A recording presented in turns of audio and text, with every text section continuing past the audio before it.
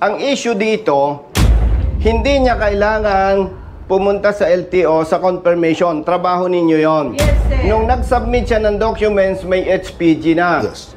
Nung ma-delay ang inyong action taken, expired ang HPG. Nirehistro ninyo. Hinold ninyo ang original CR with the condition na patatakan sa HPG. Pag sinabing patatakan, sinasabi mo expired. Hindi nila problema yon. Sa inyo ang delay. Hindi dapat sila papahirapan pa. Ngayon po, Ano bang may sakop dito? Kaya po sa Tayuman, dati before eh. Okay. Saan bang LTO nila? Doon po sa loob eh. Sige, let's go. Lahat. Kailan ka nag-submit? Bali nangyari po yung kong, noong September 27, gumawa na kami ng HPG clearance. September 27. Apo. Tapos yung requirements, kailan ninyo pinasa dito? Ang araw din po na yun. Tapos, bakit natagalan? Kasi daw po, yung mother title po nasa Muntinlupa. Mag-i-email pa raw sila. Tapos sabi sa amin, balikan na lang daw po ng... Balikan na lang daw po na next week. Okay. Bumalik po ang anak ko na next week, wala pa rin daw po. Balikan na lang daw po uli. Noong September 27, tinanggap naman yung documents. Yes po, yes po. Sino tumanggap? Sila? Sila po, sila. Actually, nakarehistro na po sa pangalan niya. Pero nakahold ang Yung original po. CR. Opo. Pero ito na po yung Xerox po ng CR. CR po yan, yung CR. Kailan daw ibibigay sa'yo? Kapag natataka na daw po yung HPG clearance daw po, Ibig sabihin, pinagsasubmit ka ng bagong clearance. kailangan daw po. Sinong nakausap? Ikaw? Opo, nung hepe po. Nakausap mo yung hepe? Opo. Babae, niya daw po, lalaki? Kailangan ko, babae po. Kailangan daw po patatakan daw po yung rin niya. Nag-submit sila ng requirements September 27. 7. Rehistro po ito. Transfer of ownership. Samahan po kita, sir, sa chip ng rehistro po. Kasi po, dun sa amin po, license. Ay, Dito po kayo, sir. Dito po, sir, sabihin. Madam, nag-submit sila ng requirements for transfer of ownership September 27. 27. Tinanggap ang documents, di ba? Yes po. Okay. Manila North ba ang CR mo, sir? Sige, kayo muna yung mag-usap. CR po, Titignan ko lang. Sige. Kasi Sino nakaharap mo? Si ma'am. Siya. October 29 ang problema mo. So, bakit ka hindi natapos? Ano po? Bali nung pagpunta po kasi po namin dito, tapos sabi po, mahihintayin pa daw po yung sagot ng mother title po sa Muntinlupa po. Mother file. Mother file. Tapos dumating ang sagot ng Muntinlupa October 16. Ayan, no? Madam, pwede po akong makisigit lang po sandali. Yung unang punta po namin, kasama ko po yung anak ko rito. Yun nga po, nagpunta kami ng HPG para kumuha po ng HPG clearance sa harap po sa change ownership, tsaka yung change color po. Opo. Pagkatapos po ron, dumirekta na po kami rito dahil alam po namin kailangan na po. In-accept naman po nila, pagdating doon sa dulo, habi, pinaserox lahat ng documents para may hawak daw po kaming gamit para in case na gamitin yung motor, may proof pa kami na Photocopy. por. Tama. Ano po, kaso ang sabi po sa amin, balikan na lang daw po next week, Tanungin kita, brother. Anong date ninyo isinabit ang documents? 27 po, ng September. Anong sabi sa inyo? October, September 27 po. sir, September 27 ka nagpa-confirm. Yes po. At nung nagpa-confirm ka, hindi ibig sabihin na September 27, kahit na ano, magagawa namin hanggat walang sagot. Nakita mo to, ito yung petsa na nasagot. Ang sinagot niya, October 16. Pagkala. Yung parte na yon, hindi namin kumbaga, hindi namin kayang gawin hanggat walang confirming from yung official or yung mother file mo. Actually, that time, pwede ka nga, actually, in-advise ka ba na para magawa mo siya nung araw na yon, dumiretso ka na lang sa Muntinlupa. Ikaw ay nagpunta ng October 29. Noong October 29 na nagpunta ka, doon ginawa yung inspection sa iyo at noong bumalik ka na November 4. Pero November 4, nakolektahan ka. Ito ang resibo, sir, oh. Tapos, expired na ang kanyang HPG clearance. Tama? Dapat kasi ang CHPG mo nung September 27, dapat ito nagawa ito sa Muntinlupa. Ang CHPG clearance mo, dapat yon nung ginawa ka ng sinulat, hindi ka pa kumuha ng CHPG. Okay, madam, ako naman ha. Ako naman. Sumagot ka sa tanong mo, brother. Kailan ka nag-file kayo? September 27. September 27. Maraming beses na kayo bumalik. Pero ang huling balik ninyo, November 4. Siya na lang po yung anak ko. Okay. Anong sabi sa'yo ng LTO? Okay na naman daw po. Tapos pagdating ko po dito, okay, pinalaman niya po na expired na po Expired yun. na ang CHPG mo. Okay. Kasi yung CHPG, Ang nakaharap mo, ako. si Chief. Okay. Chief, may tatanong ako sa'yo. Base sa records, nag-submit sila ng documents for transfer of ownership September 27. Ang sinabi, Kailan na-rehistro? Yung huling punta nyo? Yung ni-raise na po, November 4. November 4. So, teka muna, sir. Kasi baka mamaya i-ano mo September 27, nung nag-submit sila ng records, ang inaano pa lang nila is for confirmation. okay. Kaya nagpa-confirm sila. Okay. Ang kinaklarify ko sa'yo, base sa record, September 27, nag-file sila for transfer of Hindi, ownership. sir. Ang file nila no September 27, nag-a-apply pa lang sila. Nag-a-apply pa lang, teka muna, nag-a-apply pa lang sila. At nang pag-a-apply, prerequisite na dapat may confirmation from the mother agency. Ibig sabihin, kasi hindi ho yan lehitimong file ng LTO Manila. Madam, ako muna. Opo. Wag nating habaan ng kwento.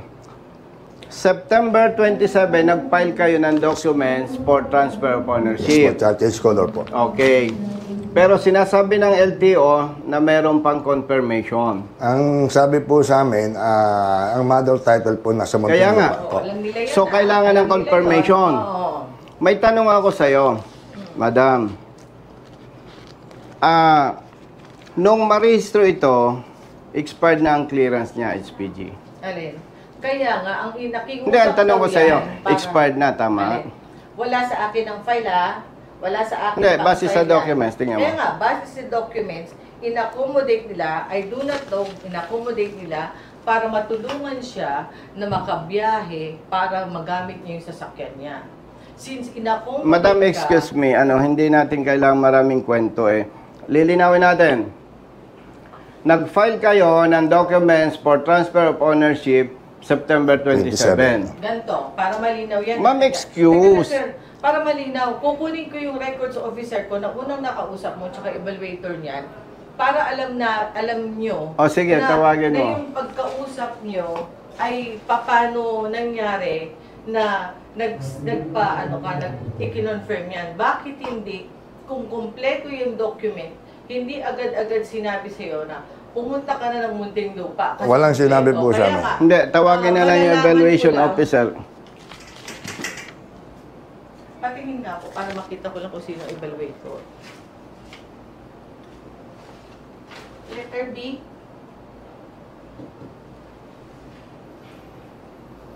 Si Johnny.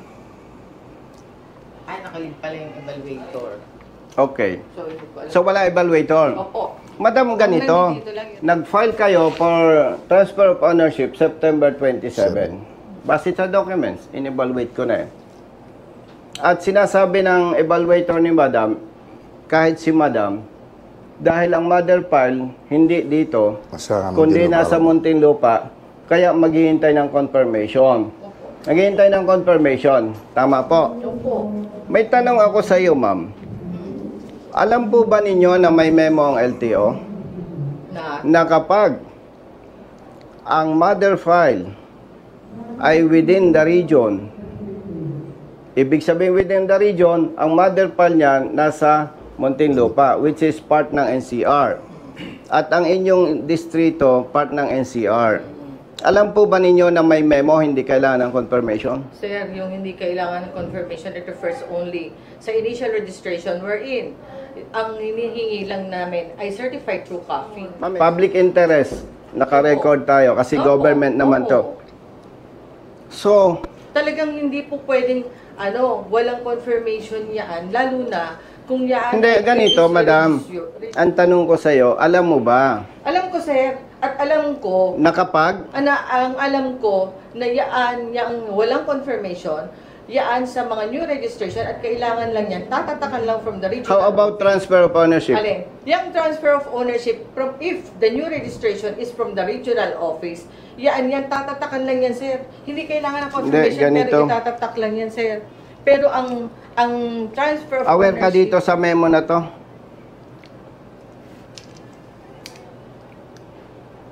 Kailan yan, sir? 2020? Ano yan, sir? Email yan. Yan yung pag-i-email yan. Yan ay Memorandum Circular Number Oo. 2020-2122. Meron yan. Superseded yan ng 2021 na ang confirmation should be done email at dapat masagot ng kumbaga ng kumbaga yung confirming office. Meron yan. Superseded yan, sir. Yan. Teka muna. I-ano ko sa Ilabas computer, mo. sir. Ha? Yung meron yan, sir. Confirmation by email. Kasi sino muna? Okay, madam, ganito, no? Kanina ko pa napansin eh. Nakakaisang pantanong pala ako, ang dami mo na sinabi. Ang sinasabi mo sa kanila, para mabilis ang proseso, makakabuti kung pupunta sila sa Muntinlupa para sa confirmation. Kung meron na silang CHPG, kasi yun nga ang... Hindi, ang gulo kasi, eto na lang. Teka, sir, ganito, papaliwanag ko ha, papaliwanag ko lang, sir. Kasi ang requirements ng transfer ownership, kung wala pang CHPG clearance, talagang unang-una, gaor. Teka, madam, alam mo, nire-respeto kita, kaya lang ang gulo ng usapan natin. Simple Kasi natin. ganito na yan. Hindi, ganito. Ako, medyo nagtatas boses kasi kaunti kong salita ang haba ng kwento mo. Simplihan natin. Nag-file sila September 27. And Teka muna. ako muna, hindi tayo magkakaintindihan. Hindi, kinaklarify natin kasi para malinaw sa taong bayan. Kasi sir, ang Saglit, hindi tayo magkakaintindihan. Base sa documents, nag-file sila September 27. Sige. Tinanggap ng staff mo. Pero ang sinasabi ninyo, kailangan pa ng confirmation sa Muntinlupa. Teka muna ha, isusulat Ang ko gusto ha, kong para maliwanag ha. ang gusto kong sabihin sa iyo, pag within the region, hindi na kailangan ng confirmation. May memo 'yan. Opo. Mm. Ang memo Ngayon, yan, supersede ngayon, madam, ng email memo. Ngayon, madam, wag na yung email o whatever. Ang sinasabi ko, hindi na siya kailangan pumunta, kundi ang gagawin ng office mo, ipaprocess yung confirmation through email. Now, nung nag-submit sila ng documents, hindi expired ang HPG. Ngayon, nag-expire. October 16. Nag-file sila September 27. Yan, September, kaya nga po yun ang nililinaw ko eh. Nung September 27 sila nag-file. Kung ito ay may CHPG na, malamang na ina-advise po ng records officer. Excuse me. Sir, kasi hindi mo maiintindihan eh. I-advise po ng records officer yan na kung may CHPG ka na, sasabihin sa'yo, Sir, dumiretso ka na sa Muntinlupa dahil ang mother file mo ay Muntinlupa. Excuse me, ikat kita. Madam, ikat kita. Wala nga kailangan confirmation sa Muntinlupa. Hindi mo naintindihan. Hindi, sir. Hindi siya kailangan pumunta doon. Kayo lang ang magtatrabaho through email. Sir. Hindi ako pupunta, madam, dito kung hindi ko ito alam. Ha, ako naman. September 27 nag-file sila base sa records. Tama lang tanggapin ang inyong opisina at tinanggap naman. Opo. Yung sinasabi ninyo na confirmation sa Muntinlupa, dahil nandun yung mother file, ang gagawin lang ng office ninyo through email. At ginawa naman po. Ginawa nyo? Yes po. Now, September 27, nung marehistro, expired ang HPG. Hindi nila kasalanan. Sa parte ng LTO yan. And ang ginawa ng office ninyo, nirehistro naman, pero yung original certificate of registration naka-hold with the condition na dapat ma-update yung kanilang HPG. Tatatakan ko Madam, SPG. patatakan, expire, whatever. Kaya ako pumunta dito, mali. Mali kasi kung bakit nag-expire, wala sa parte nila ang kasalanan. Na dapat hindi ka na ipa-confirm sa Muntinlupa kung at the time na nagpunta ka rito, may CHPG ka na. Pero Madam, kung at excuse time me. Alam mo, ang gulo eh. Ang issue dito, hindi niya kailangan pumunta sa LTO sa confirmation. Trabaho ninyo yon. Yes, sir. Nung nag-submit siya ng documents, may HPG na. Yes. Nung ma-delay ang inyong action taken, expired ang HPG, nirehistro ninyo. Hinold ninyo ang original CR with the condition na patatakan sa HPG. Pag sinabing patatakan, sinasabi mo expired. Hindi nila problema yon. Sa inyo ang delay. Hindi dapat sila papahirapan pa. Pag niya sinabi mong bumalik sa HPG, makikita ng HPG, expired ang kanilang clearance.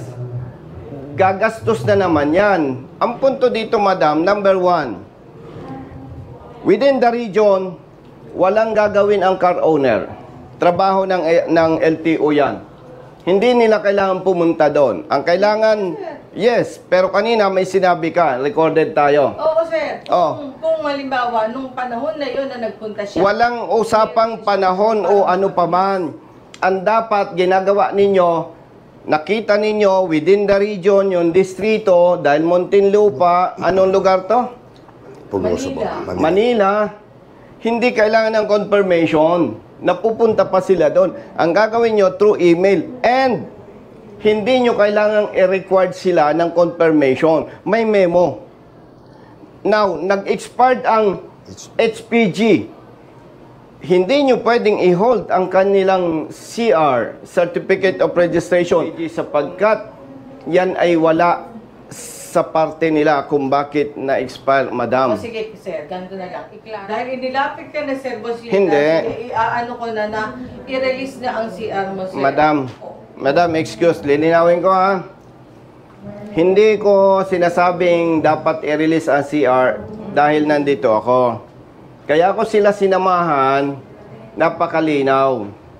Nag-submit sila ng documents kompleto, tinanggap ng office mo, at sinasabi na kailangan ng confirmation sa Muntinlupa. Samantalang very clear ang memo. Within the region, within the same region, hindi kailangan ng confirmation. Ulitin ko po. Ngayon, madam, patapusin mo ko. Kaya ako nandito, dahil nagsumbong sila, nakahold ang CR, original. Which is, hindi naman dapat kasi kung na-expired ang HPG clearance, hindi nila kasalanan. Ganun lang. So, i-release nyo ang original CR, hindi dahil ako ay congressman. Kasi hindi naman to trabaho ng congressman. As per your request, kasi No, sabi mo nga, kailangan mong i-release kasi yun ang tama. Hindi dahil kaya i-release mo dahil ako ay pumapadrino. Kailangan mong i-release sapagkat yun ang tama. Dahil hindi po, sir. nag-expire. Mag-aano po tayo ng kung ano yung tama. Kasi kung ano yung tama, pag sinabi mo kung ano yung tama, magbabase po tayo sa dokumento. At yung Ano ang dokumento? po ay magsasabing po. O sige, Yun. let's Kailangan make po, it sige clear. po, gagawin ko na lang Hindi, po let's sa make it isang clear. request. Ayaw ko nang napipilitan ka. Ano po, Hindi, sir? ayaw ko nang napipilitan ka. Hindi, okay lang, sir. Hindi namin Para- kung ikaw ay napipilitan lang, hindi namin tatanggapin ang original CR dahil lalabas na ginagamit ko yung aking posisyon. Opo. Ah, naka-loudspeaker tayo para madinig ni Dr. De La Cruz ng District Office dito sa Manila North. Manila North. Sino po yan? Opo. Ganito, Director. Itong nagsumbong sa akin, nag-file ng documents for transfer of ownership ng motorsiklo. That was September 27. Opo. Ang mother file nasa Muntinlupa. Opo. Ang sabi nitong LTO North Manila, maghihintay pa ang mga ito ng confirmation. Reply po, Okay po. reply. Samantalang may memo ang LTO, kapag ang distrito, ang mother file is within the region of the same region with the district office, hindi kailangan ang confirmation. Opo, opo. Oo, ngayon, ngayon, na-delay ang proseso. Na-expired ang HPG clearance. Ngayon, nirehistro nila, hinold ang original CR kasi transfer of ownership with the demand na patatakan sa HPG yung clearance. Siyempre, pag pinatatakan, meaning expired. So, magpa-process uli sila ng HPG clearance. Sabi ko, mali yan.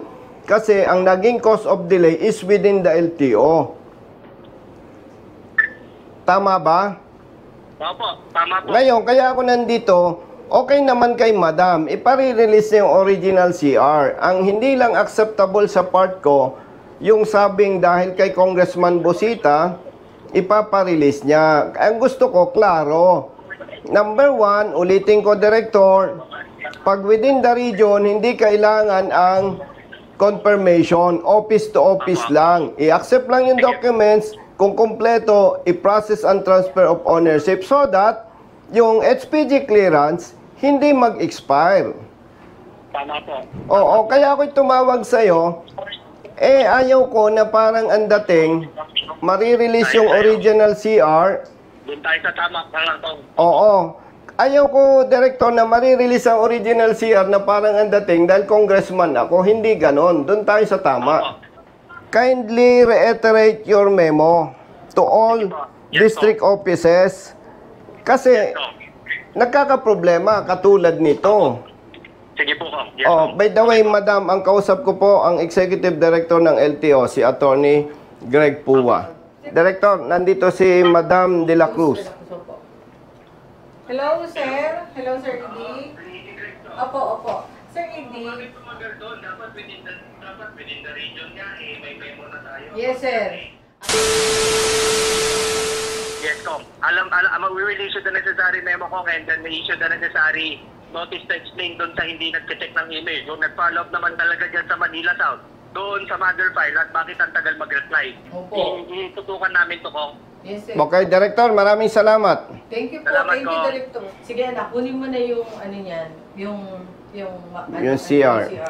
When it comes to mga Yes, kaya dapat kung problema within the office of LTO, kayo ang magsisettle, not the car owner. Madam, paki-reiterate mo sa tao mo. Pagka within the region yung mother file, ang nakikita ko dyan, i-process ninyo, Anak, halika.